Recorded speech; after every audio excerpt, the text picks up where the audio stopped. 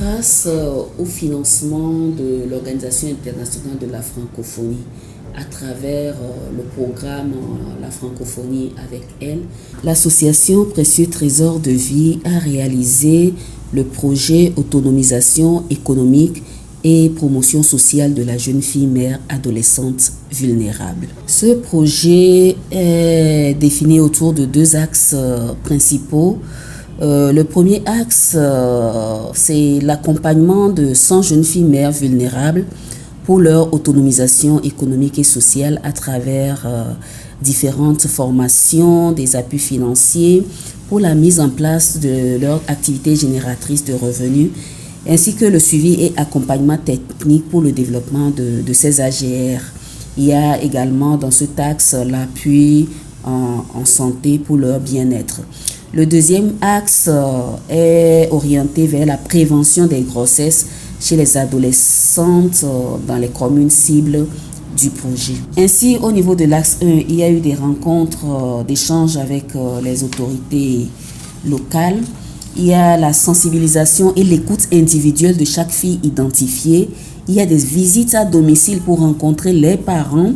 Et comme je le disais, il y a eu les formations en différents types d'AGR, notamment la fabrication de différents types de savons, la préparation de la pommade médicale, la fabrication de sacs de marché, des sacs de course, des sacs de sortie à base de nattes plastiques et bien d'autres formations, la préparation des différents types de galettes. On a même envoyé un groupe de jeunes filles en formation en art culinaire et en restauration. Il y a eu la formation en mise en groupement pour que les filles puissent se retrouver ensemble dans un groupement, solidarité, vivre ensemble. Il y a eu la formation en Mind Education parce que les jeunes filles ont des blessures intérieures. Les rencontres ont permis d'identifier qu'elles ont des blessures intérieures qui doivent guérir pour qu'elles puissent bien évoluer. Bref, il y a eu plus d'une soixantaine de rencontres avec chaque groupe de filles et pour les amener à l'atteinte des résultats escomptés.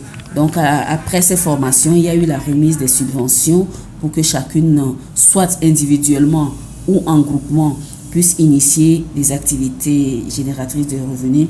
Je précise qu'on a valorisé aussi les activités endogènes de chaque milieu.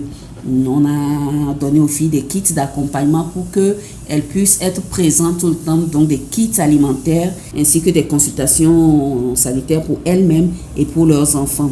Il y a eu les sensibilisations en santé sexuelle de reproduction. Et là, c'est à l'endroit des élèves dans les écoles, dans les communautés. On a rencontré les parents. Le projet nous a permis d'aller au-delà même de toutes ces activités, de faire une étude terrain pour mieux comprendre les causes des grossesses précoces non désirées qui ne cessent de prendre de l'ampleur. Et nous avons touché du doigt les conséquences telles que les filles et les garçons auteurs les vivent dans l'extension de l'étude vers d'autres communes afin de faire sortir un document complet sur le phénomène pour qui de droit, pour que les actions idoines soient orientées sur les causes pour l'atteinte des résultats.